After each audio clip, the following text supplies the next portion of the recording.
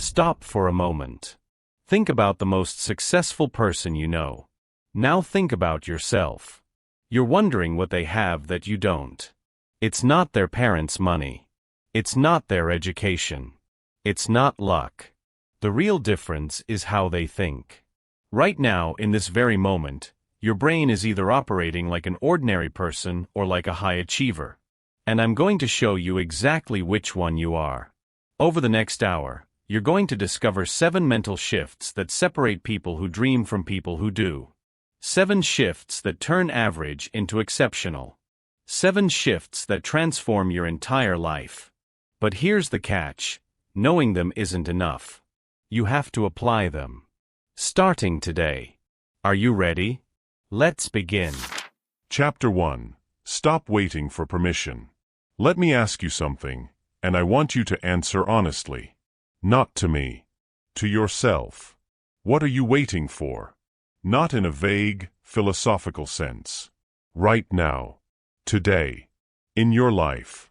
What is the one thing you want to do, but you haven't started because you're waiting for permission? Maybe it's starting a business. Maybe it's writing that book. Maybe it's having that conversation with your boss.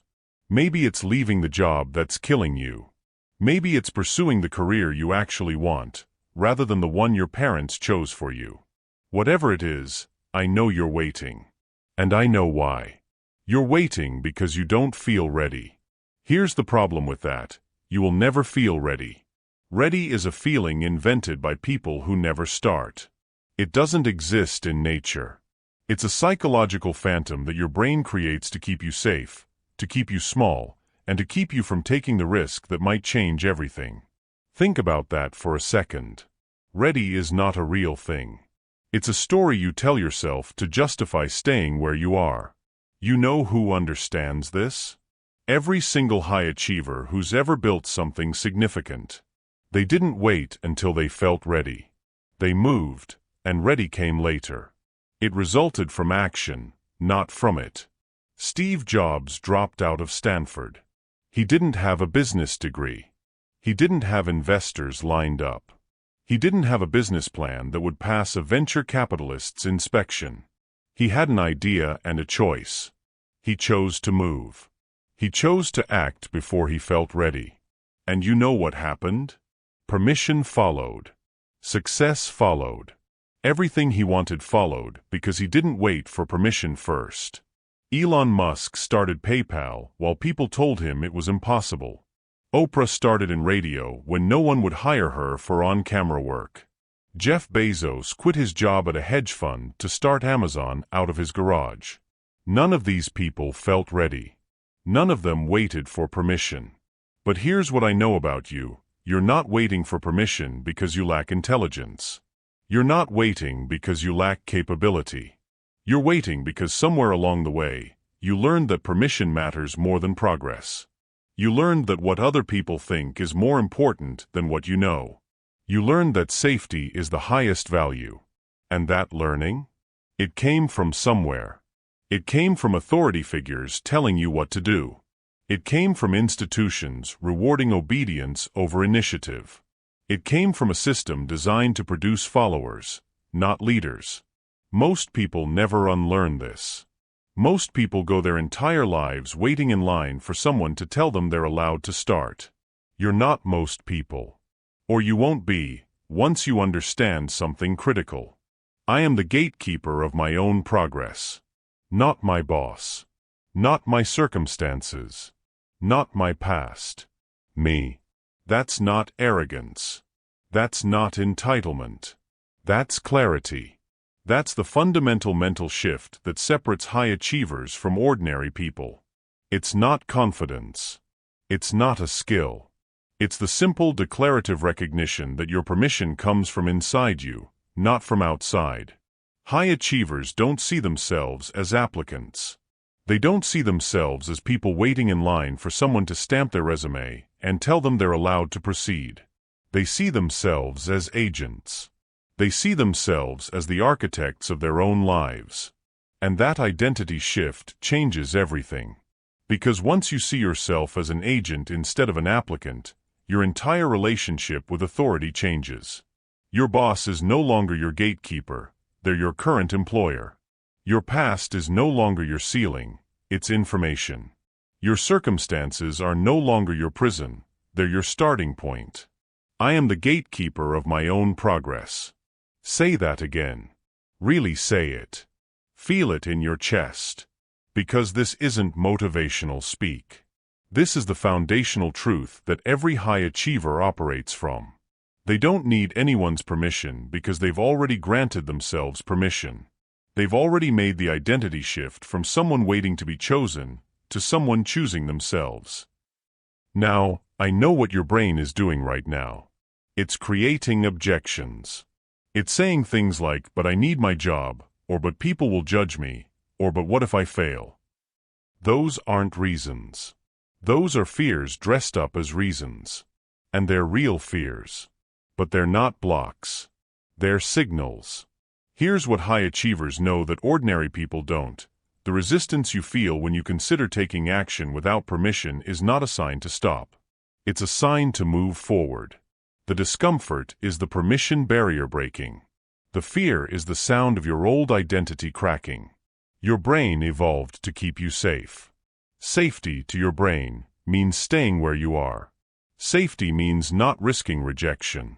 Safety means waiting for someone else to validate your choices so that if things go wrong, you have someone to blame besides yourself. But that safety is a cage, and you're ready to break out of it. So let me be direct with you. You have a choice. You can continue waiting for permission that will never come. You can continue believing that someday, someone will tell you that you're ready, that you're qualified, that you have permission to pursue what matters to you. You can wait for that feeling of readiness that never arrives. And you can live your entire life on the bench, watching other people play the game you wanted to play. Or you can give yourself permission right now. Not tomorrow. Not after you get that promotion.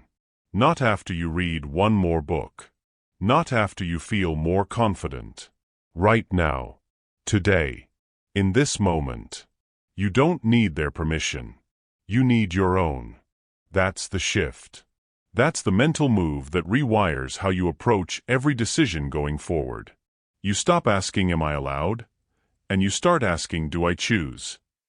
You stop seeking validation from the outside and start building certainty from within. You stop being someone waiting, and you start being someone doing. And here's what happens when you make that shift. Everything changes. Not because the world suddenly becomes different, but because you become different. Your actions become clearer.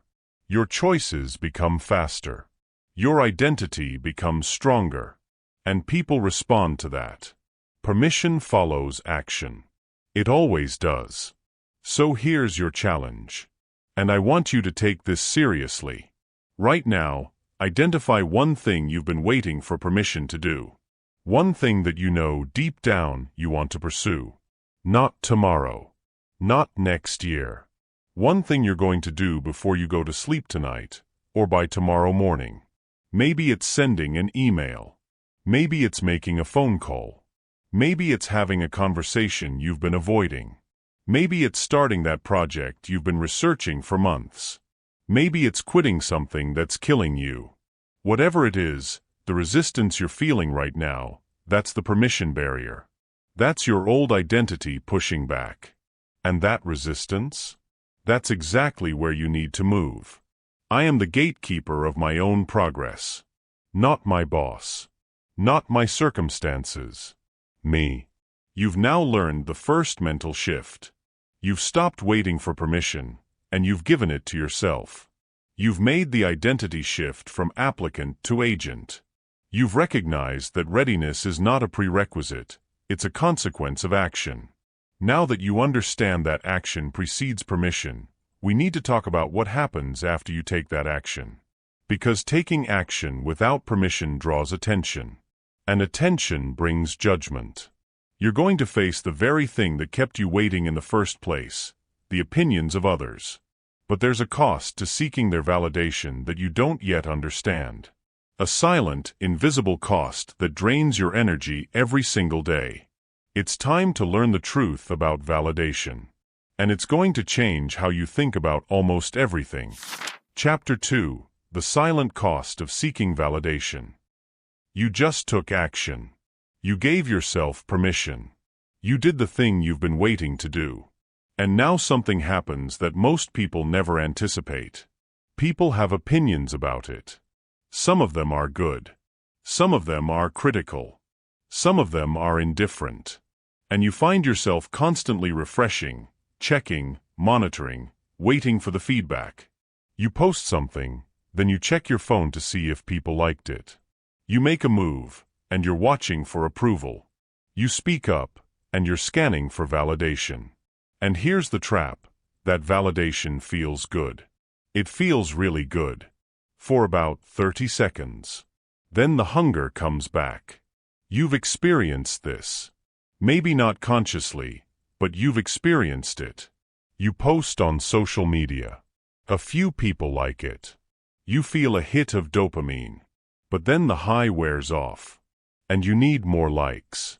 So you post again. You craft the next story. You design the next image. You engineer the next moment to be more impressive, more likable, more shareable. Because that feeling, that validation, is addictive. And here's what I need you to understand: validation is a drug. You chase it because it works for 30 seconds. Then you need more. High achievers don't play this game. This is not an exaggeration. The neuroscience is clear. Every time you get a like, a compliment, or a piece of approval, your brain releases dopamine. The same neurotransmitter is released by cocaine. Not metaphorically. Literally. Your brain is being hijacked by the same reward system that keeps people addicted to substances. But the problem with validation as a drug is worse than cocaine. Because with cocaine, at least you know what you're addicted to. With validation, you're addicted to something invisible. You're addicted to the opinions of people who don't know you. You're addicted to strangers' approval. You're addicted to a moving target that can never be permanently satisfied. Think about this for a moment. You're making decisions, real decisions about your life, your career, your direction, based on the opinions of people who know nothing about your vision. People who aren't invested in your success. People who will forget about you in a week. And you're restructuring your entire life to please them. That's not ambition. That's servitude. Every time you decide to do something based on what others will think, you're handing over the steering wheel of your life to people who have no business driving it. Every time you modify your behavior to gain approval, you're diluting yourself. Every time you tell a story designed to impress instead of to inform, you're performing instead of being. And that performance is exhausting. Here's what most people don't see: the cost of constant validation seeking is not just emotional, it's structural. It's destroying your ability to make decisions. It's destroying your sense of self. It's destroying your authenticity. Because you can't simultaneously be authentic and be performing for approval. Those two things are incompatible. High achievers understand something critical that ordinary people miss. Your decisions should be made by one person. You. Not by a committee of strangers. But that's exactly what's happening if you're seeking validation. You're making decisions by committee. A committee of your followers. A committee of your critics. A committee of people whose opinions you've internalized. And committees are slow. Committees are incoherent. Committees dilute every decision they make. High achievers make decisions differently. They ask one question: does this move me toward my vision? Not what will people think. Not will this make me look good. Not will this get me approval. Just, does this move me toward my vision? That's the shift. That's the mental move that liberates you from the validation trap. Elon Musk is a perfect example. The man makes decisions that most people call insane. Building rockets when everyone said he was crazy. Building electric cars when the entire auto industry said it was impossible. Building a tunnel under Los Angeles while people mocked him relentlessly. If Elon Musk were seeking validation, he would never do any of these things. Because for years, people told him he was wrong. But Elon Musk doesn't seek validation. He seeks progress. He asks, does this move me toward my vision of sustainable energy and multiplanetary civilization? And if the answer is yes, he moves. The validation he seeks is internal. It's the validation of progress. It's the validation of moving toward his vision. And you know what? Because he's unshackled from the need for external approval, he moves faster. He's more creative. He's willing to take bigger risks. He's willing to look stupid, to fail publicly, to be wrong, because his validation isn't dependent on what people think.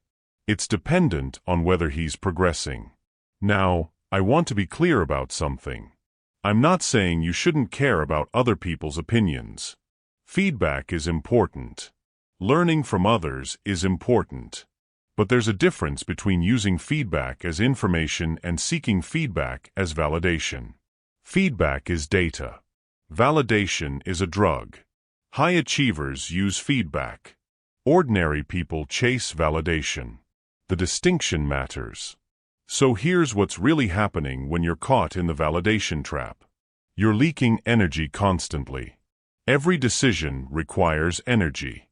Every moment of doubt requires energy. Every time you check for approval requires energy. Every time you modify your behavior to please others requires energy. You're hemorrhaging energy on approval seeking, which means you have less energy for actual progress. You have a choice right now. You can continue seeking validation, or you can start seeking progress. Not both. This is the hard truth. You cannot be fully authentic and fully focused on your vision if you're constantly monitoring external approval. The cognitive load is too high. The emotional drain is too severe. You have to choose. And choosing means breaking the addiction. Because that's what it is. It's an addiction. And like any addiction, breaking it requires specific, deliberate action. So here's the technique I'm giving you. It's called the approval audit. For the next 7 days, I want you to do something specific. Every time you make a decision, and I mean every decision, I want you to write it down and categorize it. Did you make this decision to gain approval, or did you make this decision to make progress? Did you choose this action because it moves you toward your vision, or because you think it will impress someone?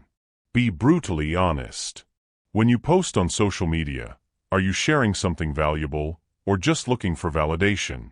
When you say yes to an invitation, are you genuinely excited to go, or just not wanting to disappoint people? When you choose your clothing, are you choosing for yourself or for others' approval? You're going to see a pattern. And that pattern is going to shock you. Because most people, and I mean most people, make the majority of their daily decisions based on seeking approval rather than seeking progress.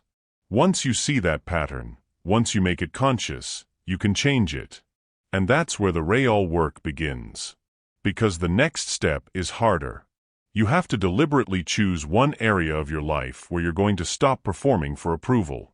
Just one. Maybe it's how you present yourself at work. Maybe it's what you post on social media. Maybe it's the clothes you wear. Maybe it's the opinions you share. Pick one. Just one. And then you're going to stop performing.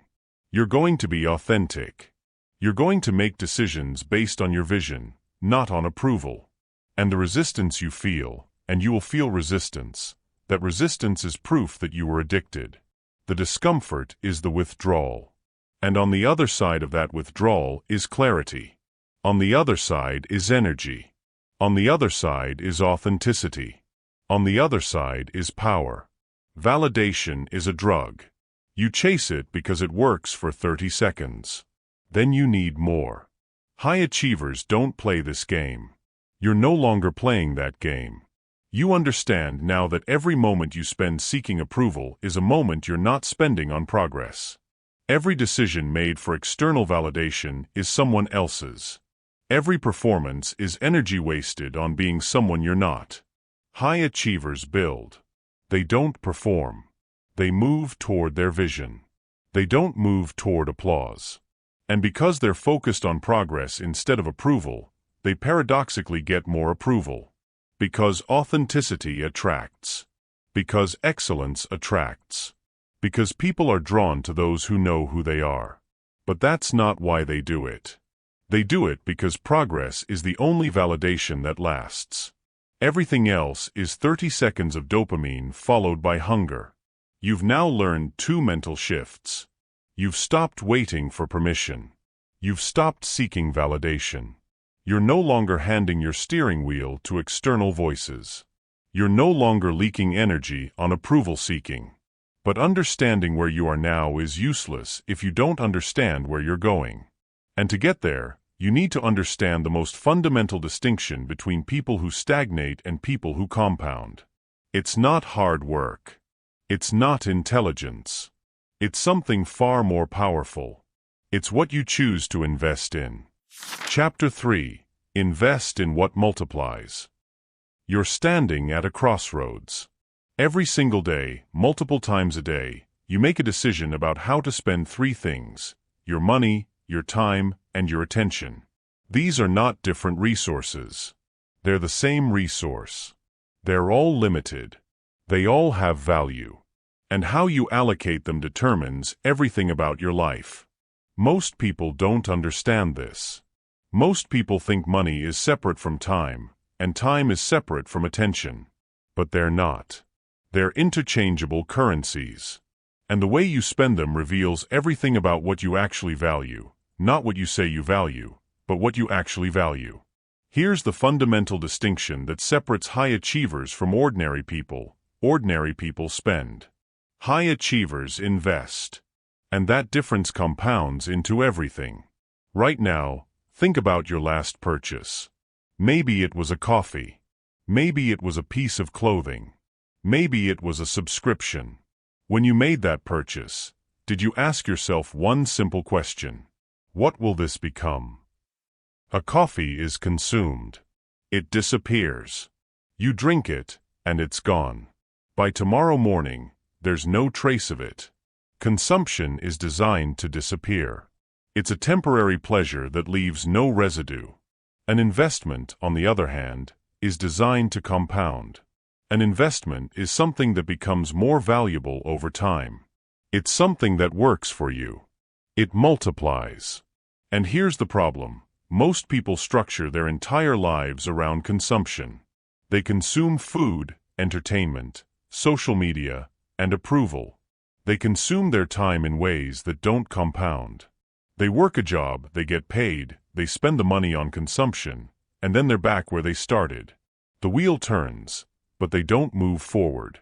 High achievers operate differently. They ask one question with every allocation: is this a consumption or an investment? When they spend money, they're asking, will this money become more money? Will this skill become more valuable? Will this network become more powerful? When they spend time, they're asking the same question. Will this time compound into more capability? Will this hour become 10 hours of value? Money, time, and attention are the same thing. You can spend them or invest them. Everything you have right now is the result of how you've allocated these 3 assets over the past 5 years. Think about that. Really think about it. Whatever you have, your skills, your relationships, your health, your financial situation, your position in your career, all of it is the direct result of where you've invested your money, your time, and your attention for the past 5 years. If you've invested in your skills, you're skilled. If you've invested in your relationships, you have strong relationships. If you've invested in your health, you're healthy. If you've invested in your network, you're connected. If you've spent your time on social media and entertainment, that's what you have to show for it. That's the compounding effect of your choices. And here's what's brutal about this. You can't hide from this reality. You can't make excuses. You can't blame the economy or your circumstances or your past. Because your current situation is simply the mathematical result of your allocations. But here's the good news. If this is true, and it is, then you have complete control over your future. Because if your present is the result of your past allocations, then your future is the result of your current allocations. which means you can change your future starting today. High achievers understand the power of compounding. They understand that a skill learned today becomes 10 skills in 5 years. They understand that a relationship built today becomes a network in 5 years. They understand that a dollar invested today becomes $10 in 5 years. That's compounding. But ordinary people are caught in a cycle of immediate gratification. They want the reward now. They want the pleasure now. So they consume. And consumption never compounds. Consumption disappears. Let me give you a real-world example. Warren Buffett is one of the richest men in the world. And you know what his primary investment is? Knowledge. He reads 4 hours every single day. He reads about businesses, industries, economics, and history. He invests his time in learning. And that learning compounds. Every book he reads gives him insights that inform better investments. Better investments create more wealth. More wealth allows him to invest in more learning. That's the compounding cycle. Tim Cook, the CEO of Apple, is obsessed with efficiency. Every single process at Apple is optimized. And that optimization compounds. A 1% improvement in efficiency becomes a 5% improvement in 5 years, which becomes a 20% improvement in 10 years. That's compounding. Meanwhile, ordinary people are consuming. They're watching Netflix. They're scrolling social media. They're spending money on things that disappear. And they wonder why they're not getting ahead. They wonder why they feel stuck. Here's the truth. You're stuck because you're spending instead of investing. You will never advance if you allocate your money, time, and attention to consumption. Now, I want to be clear about something. I'm not saying you should never consume. You should eat. You should rest. You should enjoy things. But the question is, what percentage of your allocation goes to consumption versus investment? High achievers aim for approximately 80-20. 80% of their money goes to investments, education, skills, and assets that compound. 20% goes to consumption. 80% of their time goes to activities that compound. 20% goes to rest and recovery. 80% of their attention goes to what matters. 20% goes to distraction. Most ordinary people have it reversed. 80% consumption, 20% investment. And then they wonder why they're not progressing. Let me ask you something specific. How much of your money goes to consumption this month? How much goes to investment? And I don't mean investment in the stock market necessarily. I mean investment in yourself. Education, skills, health, relationships, assets that will become more valuable. If most of your money goes to consumption, you have a problem. And it's not a problem that money solves. More money doesn't fix this. More money just gets consumed faster.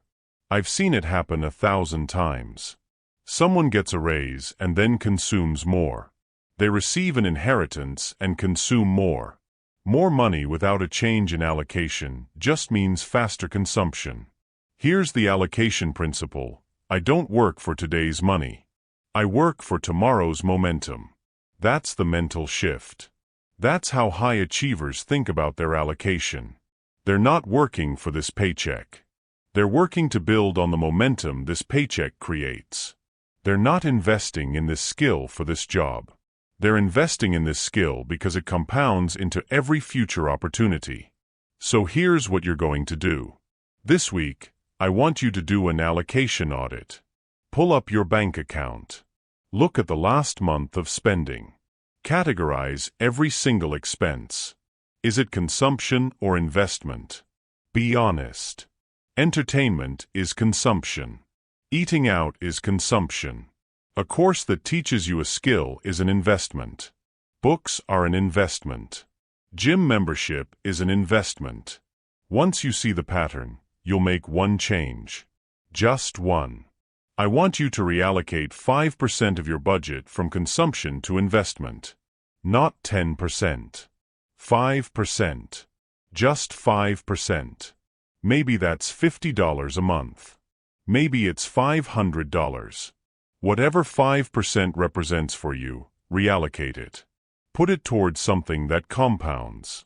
A course, a book, a skill, a membership, a tool. And then, in 6 months, reallocate another 5%. And then another 5%. Over 2 years, you've shifted your entire allocation. And that shift will compound into a completely different life. But it starts now. It starts with the recognition that consumption disappears and investment compounds. It starts with the question, what will this become? It starts with the allocation that favors your future self over your present impulse. You've now learned 3 mental shifts. You've stopped waiting for permission. You've stopped seeking validation. You've started investing in what multiplies instead of consuming what disappears. But here's what most people miss. Even if you're making perfect allocation decisions, even if you're investing perfectly, you can still be stuck. Because the environment you're in can negate all of your efforts. The people around you can pull you backward. The information you consume can misdirect you. You can be doing everything right in the wrong place. And that's where the next shift becomes critical. Because your environment isn't a luxury. Your environment is your actual curriculum. Chapter 4. Your environment is your curriculum. You cannot think differently in the same environment. This is not motivational. This is neuroscientific. Your brain is not a standalone machine. It's a product of its surroundings. The people you spend time with, the information you consume, the space you work in, the culture you're embedded in, these aren't background details. They're your curriculum. They're what's teaching you, every single day, how to think. Most people believe that thinking comes from inside. They believe that if they just try hard enough and have enough willpower, they can think differently, regardless of their environment. This is one of the most dangerous delusions in personal development. Here's the neuroscience. Your brain mirrors the brains around you. It's called neural mirroring. When you spend time with people, your brain literally syncs up with their brain. Their thought patterns become your thought patterns. Their values become your values. Their possibilities become your possibilities. You are, quite literally, the average of the 5 people you spend the most time with. This isn't metaphorical. This is measurable. People who spend time with successful people become more successful. People who spend time with broke people become broke. People who spend time with negative people become negative. It's not magical thinking. It's mirror neurons. It's neuroplasticity. It's how human brains work. Your environment is not a luxury.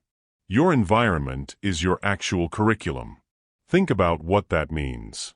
Your school teaches you information. But your environment teaches you who you are. Your school teaches you history. But your environment teaches you your possibilities. Your school teaches you facts. But your environment teaches you what you believe. Most people spend more time thinking about their actual education than about their environmental education. They'll research colleges for months. They'll invest tens of thousands of dollars in degrees. But they won't think twice about spending time with people who are pulling them backward. They won't think about the neighborhood they live in, the office they work in, or the media they consume. These things are shaping them more powerfully than any degree ever will. High achievers are ruthless about their environment.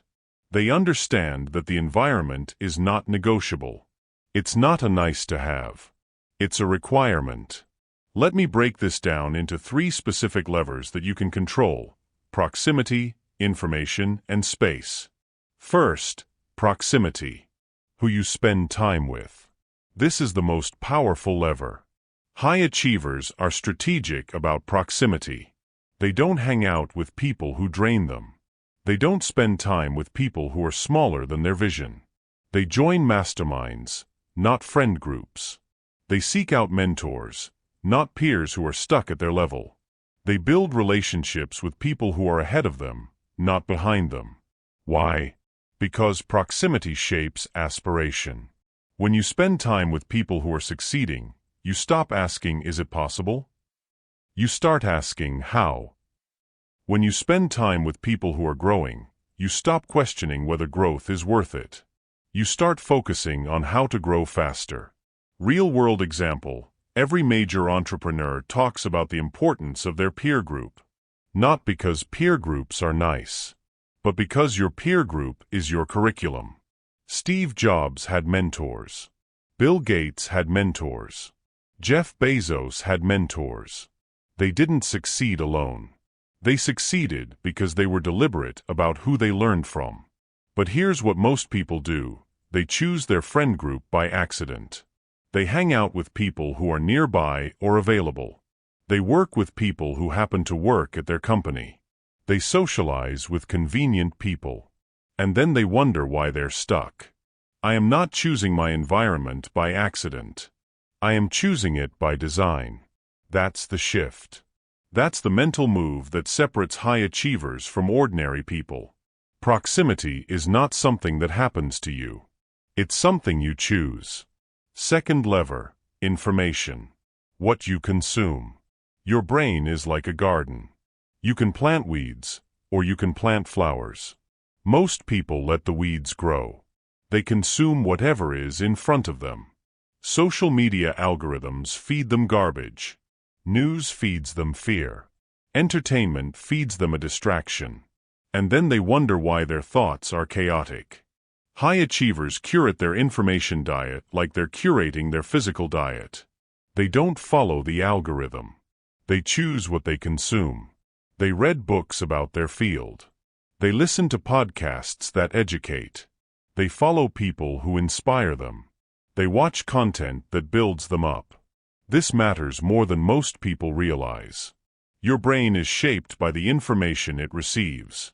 If you consume content designed to addict you, you become addicted. If you consume content designed to make you angry, you become angry. If you consume content designed to make you feel inadequate, you become inadequate. Conversely, if you consume content designed to educate you, you become educated. If you consume content designed to inspire you, you become inspired. Third lever: space. Where you work and live. This is the most underrated environmental factor. Your physical space shapes your thinking more than you realize. If you work in a chaotic space, your mind becomes chaotic. If you work in an inspiring space, your mind becomes inspired. If you live in a neighborhood that's pulling you down, you're being pulled down constantly. If you live in a community that's pushing you forward, you're being pushed forward constantly. High achievers are intentional about space. They design their office for focus. They choose their neighborhood for the community. They optimize their home for productivity and peace. They understand that their space is teaching them something every single day. Now, here's the challenge most people face. Changing your environment feels expensive. It feels like it requires money, time, or resources you don't have. But that's not entirely true. You can change your information diet for free. You can start following different people on social media. You can change your podcast subscriptions. You can change your reading list. You can change your proximity to some degree. Not dramatically. But you can start attending different events. You can join different communities. You can seek out mentors. You can start building relationships with people who are ahead of you. And your space doesn't require a major move. It requires intention. Organizing your desk. Removing clutter. Creating a dedicated workspace. These things cost little but change everything. My environment is not a luxury. It's a tool. I upgrade it like I upgrade my skills. That's the statement. That's the identity shift. You're no longer accepting your environment as something that happens to you. You're treating it as something you design. So here's your action for this week. Do an environmental audit. Look at the 5 people you spend the most time with. Are they pulling you toward your vision or away from it? Look at your information diet. Are you consuming content that builds you or content that drains you? Look at your space. Does it inspire focus or encourage distraction? Then make one change. Just one. Maybe you join a mastermind. Maybe you unfollow 20 accounts that don't serve you and follow 20 that do. Maybe you clean your desk and create a dedicated workspace. Maybe you attend an event in your field and meet someone new. One change. That's all I'm asking. Because small changes in your environment compound. A new person in your life becomes a new perspective. A new podcast brings new ideas. A new workspace becomes new productivity. You've now learned 4 mental shifts. You've stopped waiting for permission. You've stopped seeking validation. You've started investing in what multiplies. You've optimized your environment. But here's the trap that catches most people. They learn these things, they understand them intellectually, and then they wait. They wait for perfect clarity. They wait until they understand the entire path before starting to walk it. And that waiting becomes a lifetime. Because clarity doesn't come before action.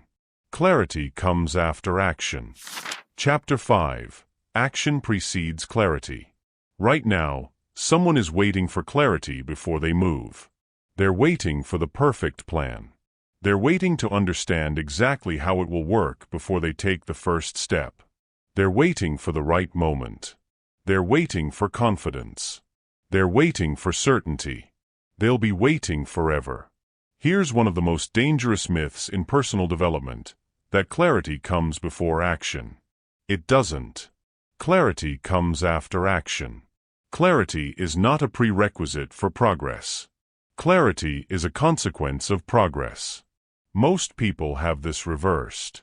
They think, first I understand, then I move. But high achievers know the truth. First I move, then I understand. Understanding comes from doing, not from thinking about doing. Stop planning and start doing. Your brain doesn't understand where you're going until you've already started walking. Think about this practically. If I asked you right now, how will you become a successful entrepreneur? You probably can't answer that with complete clarity. There are too many variables. You don't know which business you'll start. You don't know what problems you'll face. You don't know who you'll meet. You don't know what decisions you'll make. Clarity about the entire path is impossible. But here's what is possible. You can take the next step. You can research. You can talk to people. You can start a project. You can begin. And once you begin, the path becomes clearer. This is how every successful person describes their journey. They didn't have a clear vision at the beginning. They took action. The action revealed the next step. The next step revealed the next step. The clarity emerged from the movement, not before it. Steve Jobs didn't start Apple with a complete vision of where Apple would be in 50 years. He had a passion for technology and design. He took action. The action revealed possibilities. The possibilities revealed direction. The direction revealed vision. Clarity emerged from doing. But here's what ordinary people do. They research. They plan. They think. They prepare. They wait for clarity that never comes. And they never start. The problem is, waiting for perfect clarity is actually procrastination disguised as planning. It's fear disguised as prudence. It's paralysis disguised as preparation.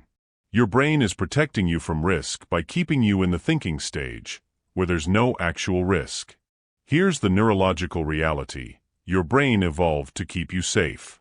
Safety, to your ancient brain, means staying where you are, not taking risks. Not moving into unknown territory. So your brain creates a compelling argument for waiting. You don't have enough information yet. You should prepare more. You should study more. You should wait for the right time. This worked perfectly for survival in an ancient world. But it's killing you in a modern world where the only way to grow is to move into uncertainty. High achievers override this instinct. They understand that action creates information. Information creates clarity. Clarity creates better action. This is the loop. Let me walk you through this loop. You want to start a business. You don't have perfect clarity, so instead of waiting, you take action. You create a simple landing page. You talk to potential customers. You do some preliminary research. That action creates information. You learn what problems people actually have. You learn what they're willing to pay for. You learn what competition exists. That information creates clarity. You start to see a direction. You start to understand what's possible and what's not. You start to see the path more clearly. That clarity creates better action. Instead of taking random action, you now take strategic action. You build based on what you've learned. You focus on what matters. You avoid what doesn't. That better action creates more information, which creates more clarity, which creates even better action. You're in a compounding loop. And the loop only starts when you move. Ordinary people never enter this loop because they're waiting at the starting line, hoping for clarity that will never come. High achievers enter the loop immediately. Here's a real-world example: Netflix. Netflix didn't start with perfect clarity about where online streaming would go. They started with DVDs. They took action. They learned about customer preferences. That information revealed opportunities. They moved into streaming. That was action based on information and clarity from the first cycle. But if Netflix had waited for perfect clarity about streaming before starting, it never would have existed. The same is true of iPhone, Tesla, Amazon, and every successful company. They started imperfectly. They took action. They learned. They adjusted. They moved. That's how it works. I don't need to see the entire staircase. I just need to see the next step. And I'm taking it now. That's the statement that rewires your thinking. You're not responsible for seeing the entire path. You're responsible for taking the next step. That's it. See the next step. Take it. See the next step. Take it. The path reveals itself as you walk. Now, I know what your brain is doing right now. It's creating objections. It's saying, but what if I fail? Here's the truth: you will fail. The question is whether you'll fail in the research phase and never get feedback, or whether you'll fail in the action phase and learn something. Failure in the action phase is valuable. It's data. It tells you what doesn't work. It tells you what to adjust. It moves you closer to success. Failure in the research phase is just fear. It's paralysis. It moves you nowhere. High achievers have a different relationship with failure because they understand that failure is information. They're not afraid of it. They're eager for it because failure teaches faster than success does. So here's your explicit, clear permission. You have permission to fail. You have permission to be wrong. You have permission to launch before you're ready. You have permission to be imperfect. The resistance you feel to this permission is the sign that you need it most. My job is not to be perfect. My job is to move and learn. That's the identity shift. That's how you exit the waiting phase and enter the doing phase. You're no longer responsible for having all the answers. You're responsible for taking action and learning from the results. This week, I want you to identify one thing you've been waiting for clarity on. One project, one decision, one direction. I don't want you to think about it more. I want you to move. Take one action, however imperfect, that moves you forward. Make that phone call. Send that email. Start that project. Do one thing. The discomfort you feel is not a signal to stop. The discomfort is the signal that you're breaking through the barrier between thinking and doing. The resistance you feel is your brain's safety instinct being overridden. That's good. That's growth. You've now learned 5 mental shifts. You've stopped waiting for permission. You've stopped seeking validation. You've started investing in what multiplies. You've optimized your environment. And you've learned that action creates clarity. But here's what I know about you. Even with these 5 shifts, you might still be spread too thin. You might still be trying to do too many things. You might still be attempting to be good at everything. And that attempt is killing your excellence. Because excellence is not broad, it is narrow. And the narrower you focus, the higher you climb. Chapter 6. Obsession is your competitive advantage. You cannot be world-class at something you're not obsessed with. This is not a limitation. This is a rule. Most people hear the word obsession and they think of something pathological. They think of something unhealthy. They think of someone who's lost perspective. But they're confusing obsession with addiction. Obsession is directed. Addiction is not. Obsession moves you toward something. Addiction moves you away from reality. High achievers are obsessed. They're obsessed with one thing. They're willing to sacrifice everything else for that one thing. And that obsession is not a flaw. It's their competitive advantage. Here's the harsh reality. You cannot be world-class at something you're not obsessed with. Obsession isn't a personality flaw. It's a requirement. Think about every person you know who's truly excellent at something. They're obsessed with it. Is the musician world-class? Obsessed with music. Is the athlete elite? Obsessed with their sport. The entrepreneur who's built something remarkable? Obsessed with their vision. There are no exceptions. But here's what ordinary people do. They try to be good at everything. They try to be a good parent, a good employee, a good friend, a good artist, a good athlete, and a good student. They spread themselves so thin that they're mediocre at all of them. High achievers do the opposite. They're willing to be mediocre at most things so they can be extraordinary at one thing. That's the trade-off. You cannot be excellent at everything. You can only be excellent at one thing. And to be excellent at that thing, you have to be obsessed with it. This requires sacrifice. Real sacrifice. Not the soft sacrifice of saying you're going to work out more, but still sleeping late. Real sacrifice. Real trade-offs. If you're obsessed with building a business, you're not going to have time for a full social life. If you're obsessed with becoming an athlete, you're not going to have time for partying.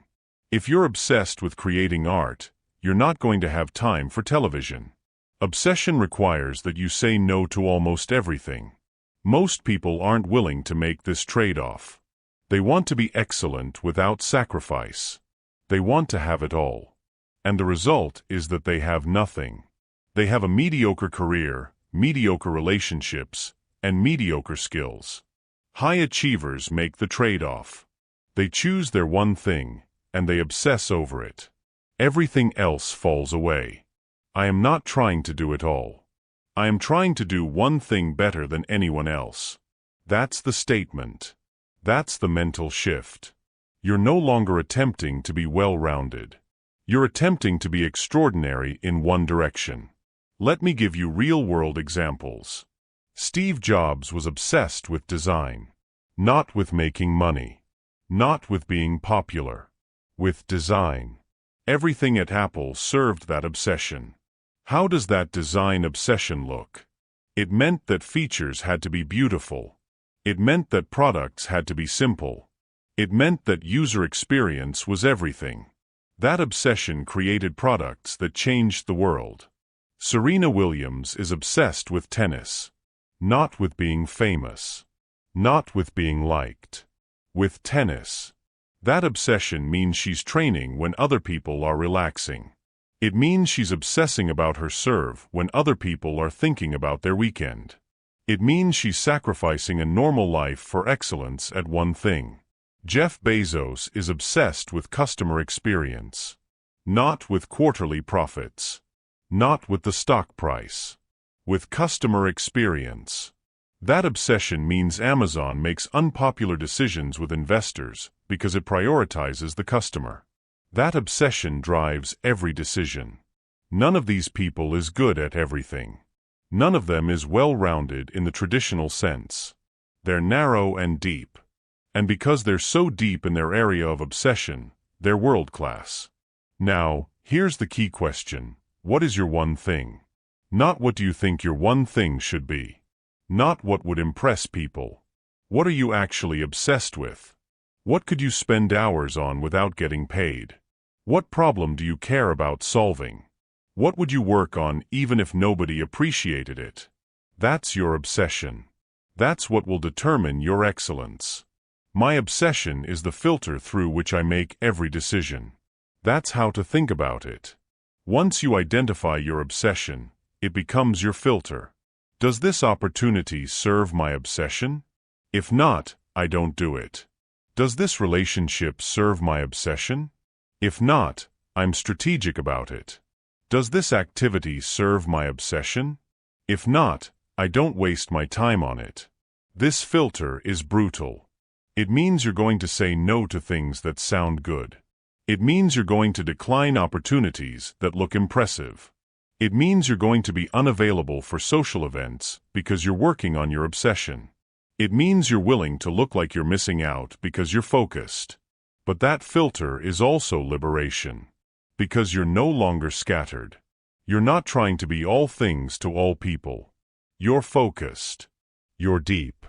You're moving in one direction with all your force. Here's what most people don't understand. Obsession doesn't make you less fun. It makes you more interesting. Because people are drawn to those who know what they're building toward. People are attracted to clarity and focus. People want to be around those who have direction. So this week, I want you to do two things. First, identify your obsession. Not what you think it should be. What it actually is. Write it down. What could you spend 20 hours a week on and feel like you're not working? What problem do you care about solving? Second, once you've identified your obsession, I want you to make 3 decisions. I want you to identify 3 things that don't serve your obsession. 3 activities, 3 relationships, 3 commitments that are taking energy away from your one thing. Then I want you to quit one of them. Don't think about quitting. Actually quit. The discomfort you feel when you make that decision is the sound of your old identity breaking. That's good. That's necessary. That's how you become excellent instead of someone who's okay. You've now learned 6 mental shifts. You've stopped waiting for permission. You've stopped seeking validation. You've started investing in what multiplies. You've optimized your environment. You've learned that action creates clarity. And you've committed to obsession over balance. But here's the reality. Pursuing your obsession will hurt. It's going to be uncomfortable. And most people quit when it gets uncomfortable. They interpret the discomfort as a signal to stop. But that's backward. Because discomfort is actually information. And learning to read that information is what separates those who persist from those who quit. Chapter 7. Discomfort is information. You're going to feel discomfort. A lot of it. And your instinct is going to be to stop. Your instinct will be to retreat to comfort. That instinct is going to be wrong.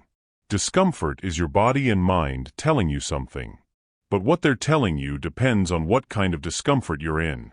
And most people never learn to distinguish between the 2 types. There is productive discomfort. This is the discomfort of growth. This is the feeling you get when you're lifting heavier weights than you've ever lifted before. This is the feeling you get when you're learning a new skill. This is the feeling you get when you're pushing beyond your previous limits. Productive discomfort has a direction. You're moving toward something. You're becoming someone. Then there is destructive discomfort.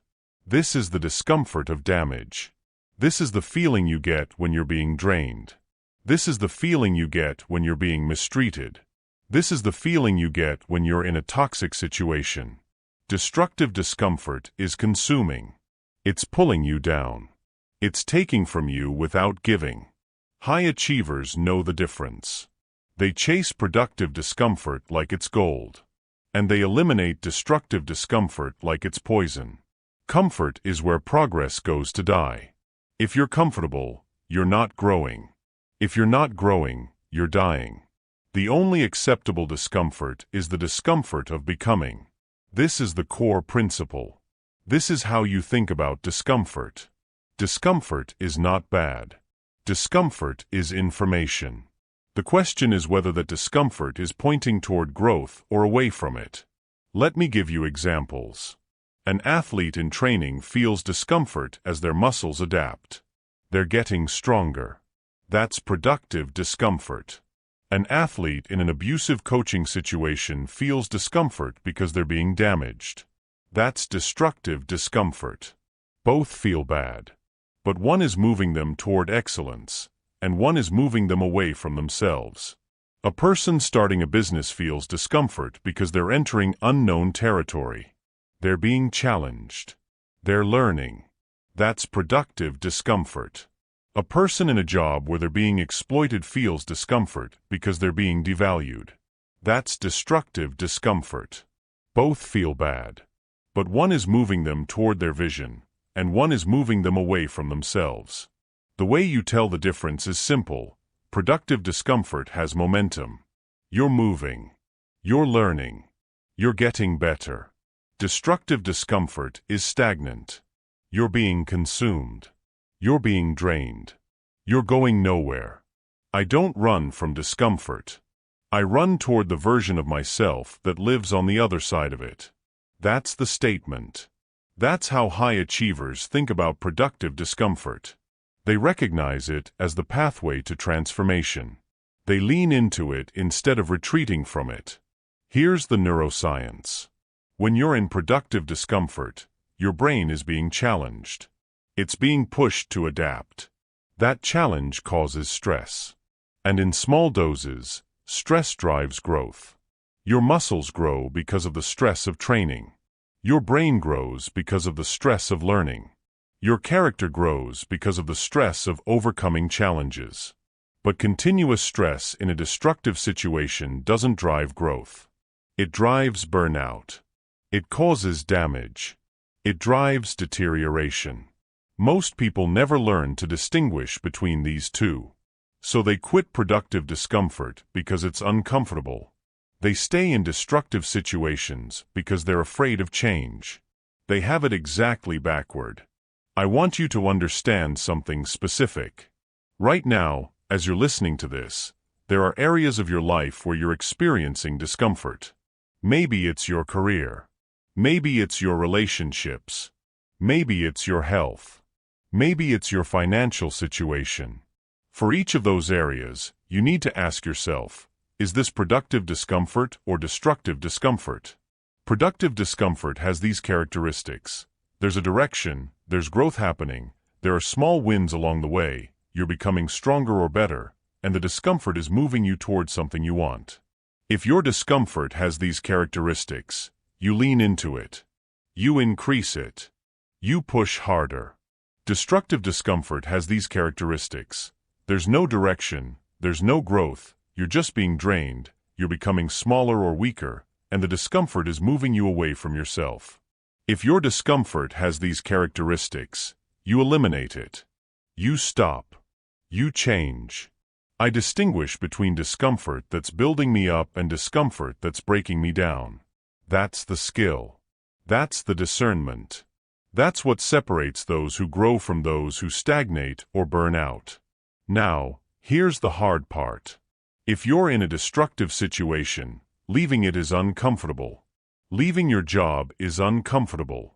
Leaving a relationship is uncomfortable. Changing your life is uncomfortable. But it's the right kind of uncomfortable. It's productive discomfort because it's moving you toward yourself. So you're not eliminating discomfort. You're replacing destructive discomfort with productive discomfort. And that's harder than just staying where you are. This is why most people don't change. Because change requires you to be uncomfortable in a productive way. And your brain doesn't like that. Your brain prefers destructive comfort to productive discomfort. Your brain says, at least I know what I have. At least I'm safe. At least I don't have to risk anything. But that safety is a cage. And you're ready to break out of it. Here's a practical example. You're in a job that's stable, but that's killing your soul. Staying in that job is destructive comfort.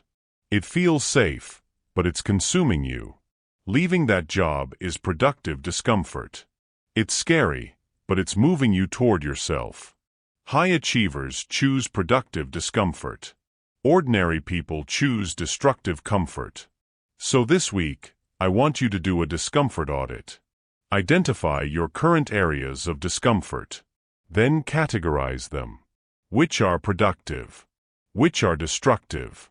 What is moving you toward your vision? What is pulling you away from yourself? Then comes the action. Double down on productive discomfort. Take on a harder challenge. Push deeper into growth. Lean into the thing that scares you. And eliminate one source of destructive discomfort. Have a conversation you've been avoiding. Make a change you've been delaying. Take action to move yourself out of a toxic situation. The resistance you feel is proof that you've identified something important. Use that resistance as your compass. You've now learned 7 mental shifts. You've stopped waiting for permission. You've stopped seeking validation. You've started investing in what multiplies. You've optimized your environment. You've learned that action creates clarity. You've committed to obsession. And you've learned to embrace productive discomfort. But here's what I know, none of these shifts matter if you're still operating as the person you were before. Because your identity will pull you backward. Your old self will sabotage your new choices. You'll be trying to do new things with an old identity. And that's unsustainable. Because identity always wins. Your identity determines your actions. Your actions determine your results. And your current identity is not compatible with the results you want. So you need to become someone different. Not tomorrow. Today. Chapter 8. Your identity creates your reality. You don't become someone different by changing your circumstances. You don't become successful by getting more money. You don't become confident by accumulating achievements. You don't become excellent by having more time. You become someone different by changing your identity. And once your identity shifts, your reality follows automatically. This is the most powerful shift in this entire audiobook. This is the secret that most people spend their entire lives never discovering. Identity is not what you've done. Identity is who you've decided to be. Your identity is not what you've done. Your identity is who you've decided to be. Every single day, with every single choice, you're voting for the identity you want to become. Think about that. Every single action is a vote. When you exercise, you're voting for, I am someone who takes care of my body. When you read, you're voting for, I am someone who's always learning. When you work on your craft, you're voting for, I am someone who creates. When you have a difficult conversation, you're voting for, I am courageous. When you wake up early, you're voting for, I am disciplined. These votes don't immediately change your identity, but they compound. Over months and years, your accumulated votes reshape your identity. And once your identity shifts, your behavior follows automatically. This is why willpower is overrated. This is why discipline is overrated. Because once your identity shifts, you don't need willpower. You don't need discipline. You just need to act like yourself. Let me give you an example. Imagine 2 people. Both of them want to get in shape. Person A says, I need to work out more. Person B says, I am someone who takes care of my body. Person A has to use willpower. They have to force themselves to exercise. They have to overcome resistance. Person B doesn't. Because they're just acting like who they are. For them, exercising is not a chore. It's consistent with their identity. The difference is subtle, but the results are enormous. Person A works out when they feel like it. Person B works out because that's who they are. Over a year, who's in better shape? It's not even close. High achievers understand this. They don't say, I need to be more successful. They say, I am someone who builds things. They don't say, I need to be healthier. They say, I am someone who takes care of my body. They don't say, I need to be more disciplined. They say, I am someone who keeps my word, especially to myself. Once they've made that identity declaration, the behavior follows automatically. They're not fighting themselves. They're not using willpower. They're just being consistent with who they've decided to be. I don't need more willpower. I need a clearer identity. That's the insight. That's the shift. Willpower is a finite resource. Identity is infinite. Once you've decided who you are, you don't need to decide again. The decision is made. Now you just execute. This is why identity is so powerful. It's the highest leverage point in your entire system. If you change your behavior without changing your identity, the change doesn't stick. You'll return to your old behavior because your identity pulls you back. But if you change your identity, the behavior follows automatically. It's effortless because it's consistent with who you are. Let me ask you something specific. Who are you? Not your job title. Not your circumstances. Who have you decided to be? Are you disciplined or lazy? Are you someone who creates or someone who consumes? Are you a leader or a follower? Are you someone who grows or someone who stagnates? Your answer to that question determines everything. Because you will behave consistently with that identity. You can't not. Your identity is like gravity. It pulls everything in your life toward it. Most people never consciously choose their identity. They inherit it. They get it from their family, their circumstances, their past. And then they spend their entire life living into an identity that was chosen for them. High achievers do the opposite. They choose their identity deliberately. They decide who they are. And then they vote for that identity with their actions. Here's the voting mechanism. Every choice you make is a vote for an identity. When you stay up late scrolling social media, you're voting for, I am someone who's distracted. When you leave the gym early, you're voting for, I am someone who quits when it gets hard. When you make an excuse, you're voting for, I am someone who doesn't keep their word. Conversely, when you put your phone down, you're voting for, I am someone with discipline. When you finish your workout, you're voting for, I am someone who finishes what I start. When you do what you said you'd do, you're voting for, I am someone who keeps their word. The votes compound. In a week, your votes determine your trajectory. In a month, they determine your character. In a year, they determine who you've become. My actions are votes for who I'm becoming. That's the framework. That's how to think about every decision. You're not just deciding whether to exercise. You're deciding who you are. You're not just deciding whether to work on your project. You're voting for your identity as a creator. This is why small actions matter so much. A single workout doesn't change your body. But a single workout is a vote for who you're becoming. 1,000 votes add up to a completely different person. Now, here's what I need you to do. This week, I want you to write down the identity you want to own in 3 years. Not the job title. Not the income level. The actual identity. I am someone who is disciplined. I am someone who creates. I am someone who leads. I am someone who is kind. I am someone who is strong. Write down 3 identities. The identities that matter most to you. Then, for each identity, identify 3 daily actions that vote for that identity. If you want to be someone who creates, your daily votes might be, write for 1 hour, finish 1 project, or create 1 piece of work.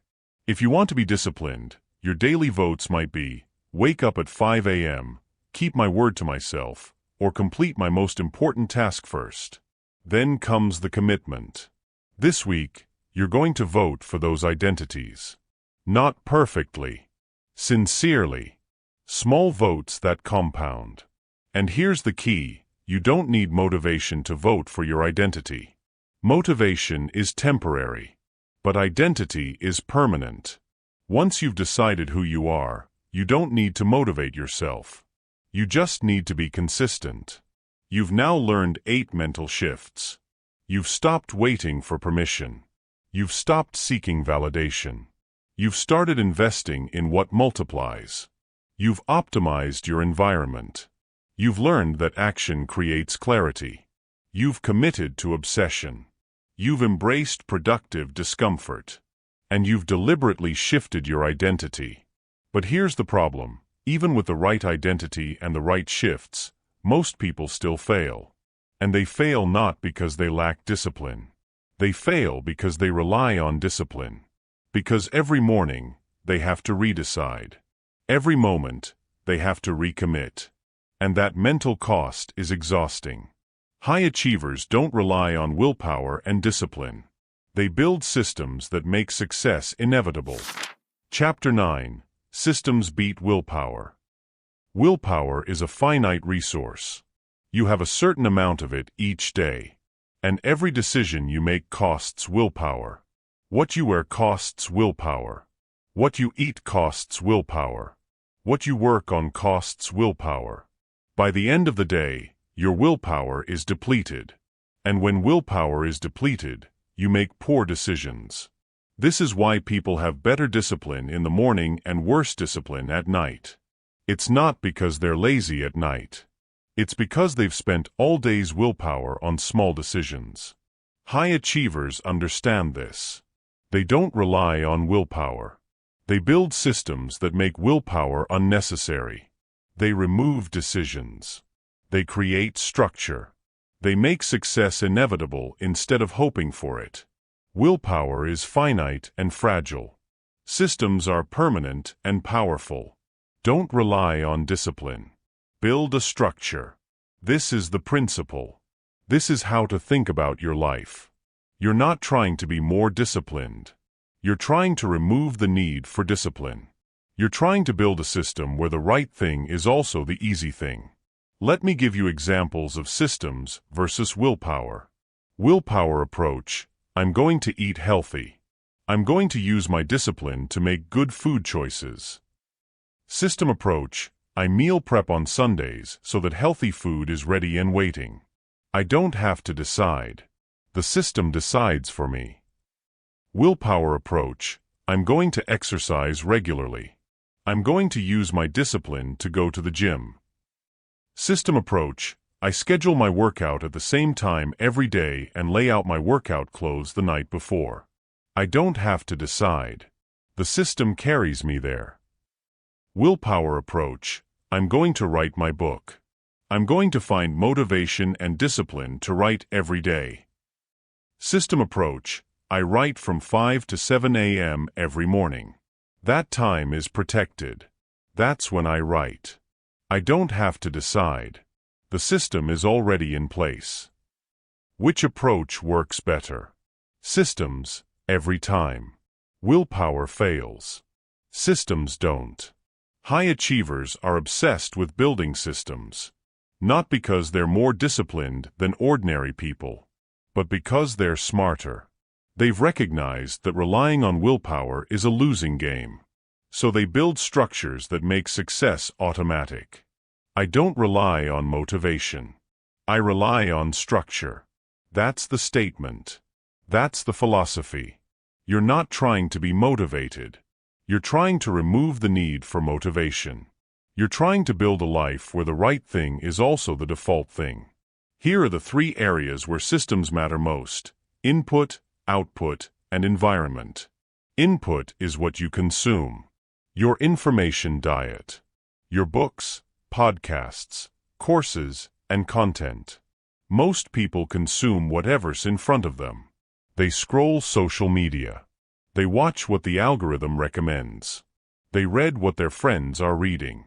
They never systematize their input. So they're constantly consuming random information, which takes them in random directions. High achievers systematize their input. They have a reading list. They have podcasts they subscribe to. They have courses they're taking. They have a system for learning. Because they understand that input shapes output. Bad input creates bad thinking.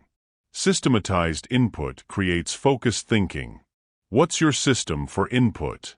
Do you have one? Do you have a reading ritual? Do you have courses you're taking? Do you have a clear information diet? If not, you're consuming randomly. And you're being shaped randomly. Output is what you create. Your work. Your projects. Your craft. Most people create sporadically. They create when they're motivated. They create when inspiration strikes. They create when they have time. That means they create inconsistently. Inconsistent effort produces mediocre results. High achievers systematize their output. They have a schedule. They have a process. A writer writes from 5 to 7 a.m. every morning. A creator creates at the same time every week. A builder builds according to a plan. The system creates consistency. And consistency creates excellence. What's your system for output? Do you have a dedicated time? Do you have a ritual? Do you have a process? If not, your creation is sporadic. And sporadic creation never becomes remarkable. The environment is where and how you work. Most people work wherever they happen to be. They work in noisy cafes or distracting homes. They work without a dedicated space. They work without optimization. So their environment is constantly pulling them toward distraction. High achievers optimize their environment. They remove friction from important tasks. They remove distractions. They create a dedicated space for deep work. They understand that the environment shapes behavior. A poorly designed environment requires willpower. A well-designed environment makes success automatic. What's your environment? Is it optimized for your work? Do you have a dedicated space for deep focus? Have you removed distractions? Or are you trying to succeed through willpower in a chaotic environment? My systems handle what my willpower can't sustain. That's the reality. That's how high achievers think about this. Systems are not a substitute for intention. Systems are a way of making intention inevitable. Systems are how you transform knowledge into action and action into results.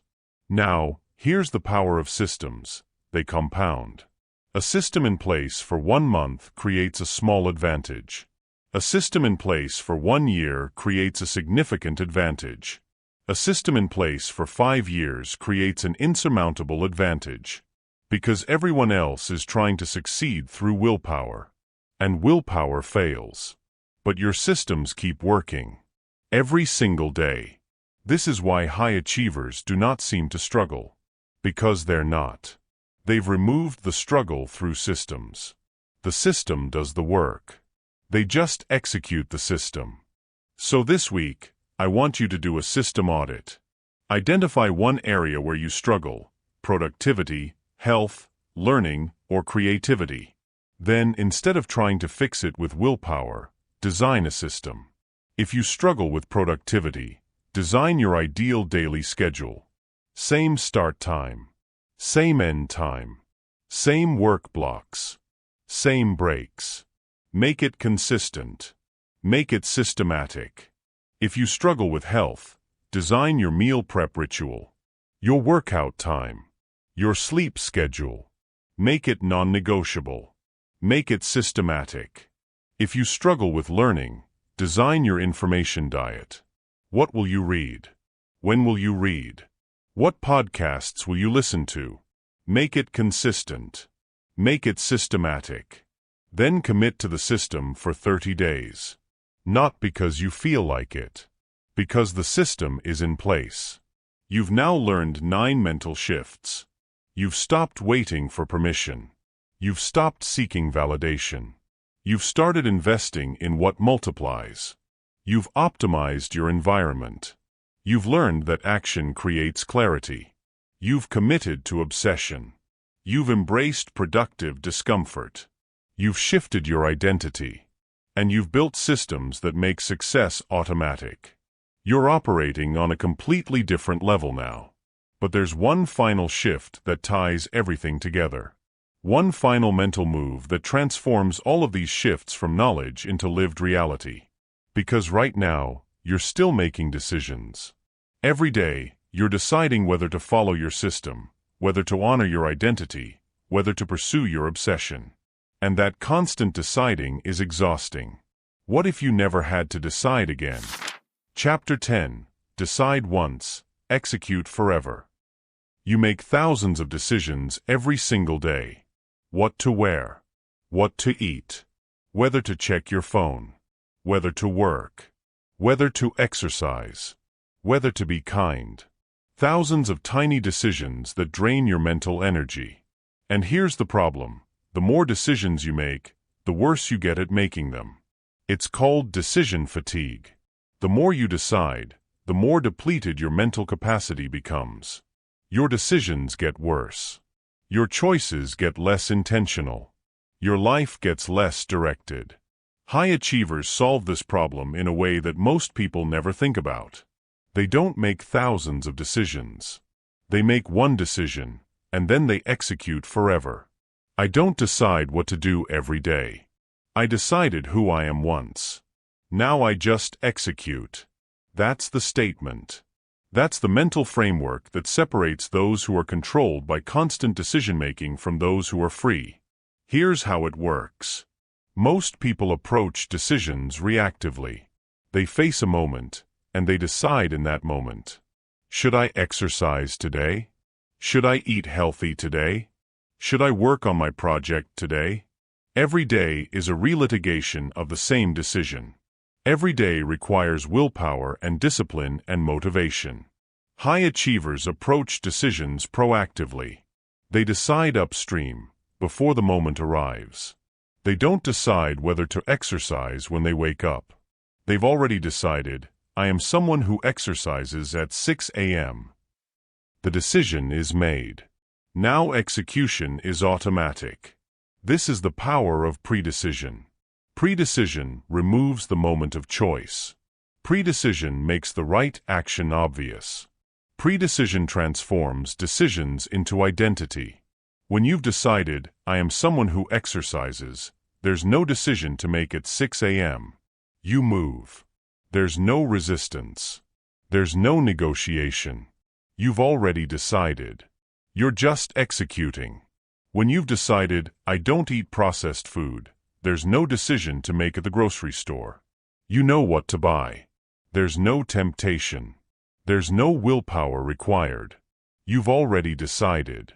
You're just executing. When you've decided, I work on my primary project first, there's no decision to make at 8 a.m. You sit down and create. There's no procrastination. There's no deliberation. You've already decided. You're just executing. I make my decisions when I'm clear, not when I'm tired. That's the principle. That's when you make decisions. Not at night when you're exhausted. Not in the moment when you're tempted. When you're clear. When you're thinking straight. When you can see the long-term consequences. So you make your decisions once. In a moment of clarity. In a moment of intention. And then you execute that decision forever. This requires a specific kind of decision. You're not deciding on tactics. You're not deciding, I will work from 8 to 9 a.m. on Monday. That's too specific. That's too easy to negotiate. You're deciding on principles. I am someone who works on my primary project first. That principle applies to every day. That principle doesn't negotiate. Here's an example of how this works. Elon Musk has decided, I am someone who is obsessed with making humanity multiplanetary. That's his principle. That's his decision. Now he doesn't have to decide every day what to work on. He doesn't have to decide whether to take a vacation. He doesn't have to decide whether to care about critics. He's already decided. His decision is a principle. And that principle guides every action. Most people never make this kind of decision. They go through life without a North Star. without a principle that guides them. And so they're constantly deciding, constantly negotiating, constantly vulnerable to distraction.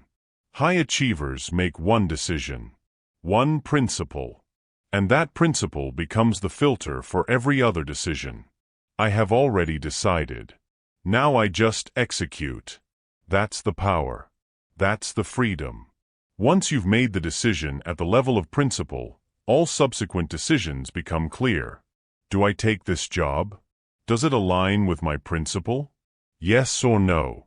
Do I spend time with this person? Does it align with my principle? Yes or no? Do I eat this food? Does it align with my principle? Yes or no? The principle decides. You just execute. This is why high achievers seem to make such good decisions. They're not making thousands of decisions. They've made one decision, and all their subsequent actions align with it. Now, here's the final challenge. The challenge that ties this entire audiobook together. You need to make one decision, one principle, one North Star. Not 10 principles, not 5. 1. What is the decision that, if you made it and kept it, would change everything?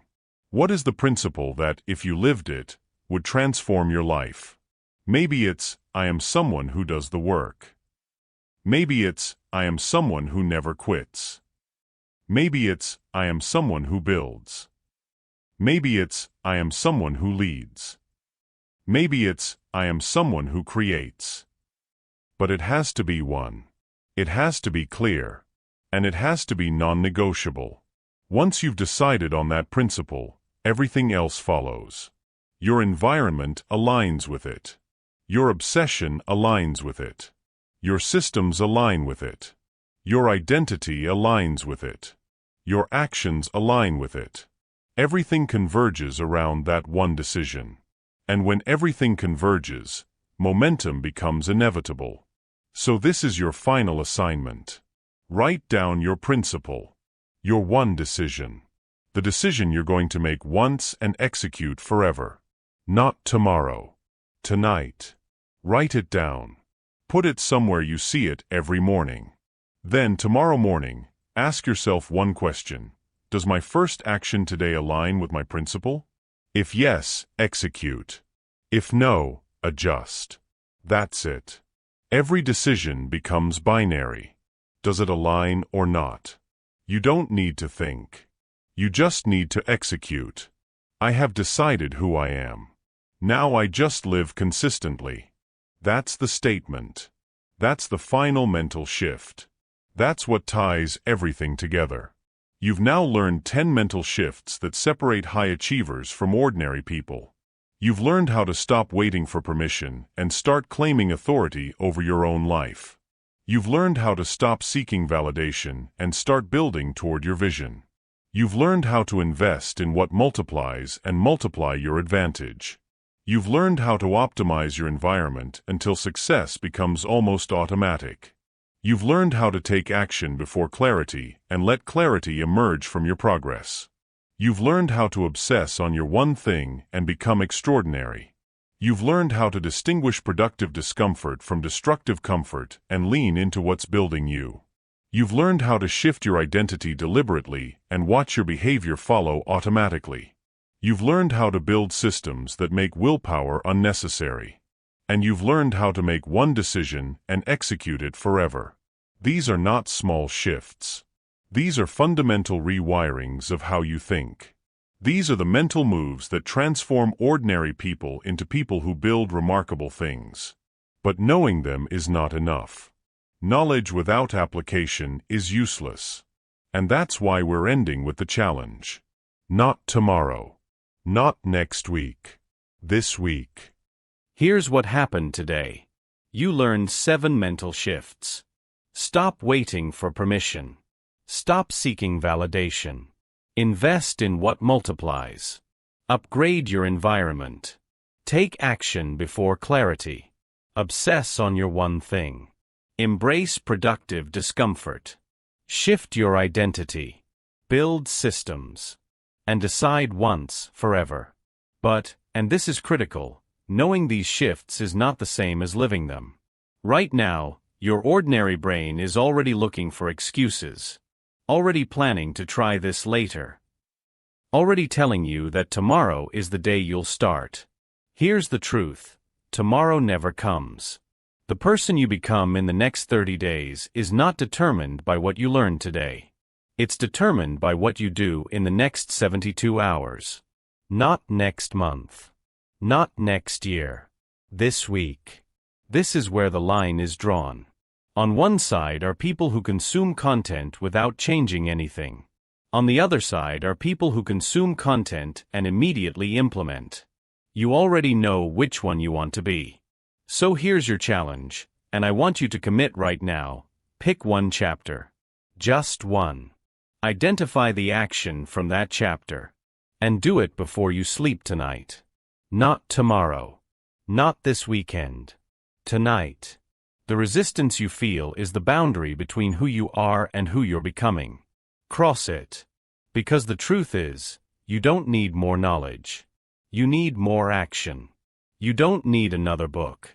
You need to apply this one. The gap between where you are and where you want to be is not knowledge. It's execution. And execution starts now. Not when you're ready. Not when you're confident. Not when the moment is perfect. Now. Go.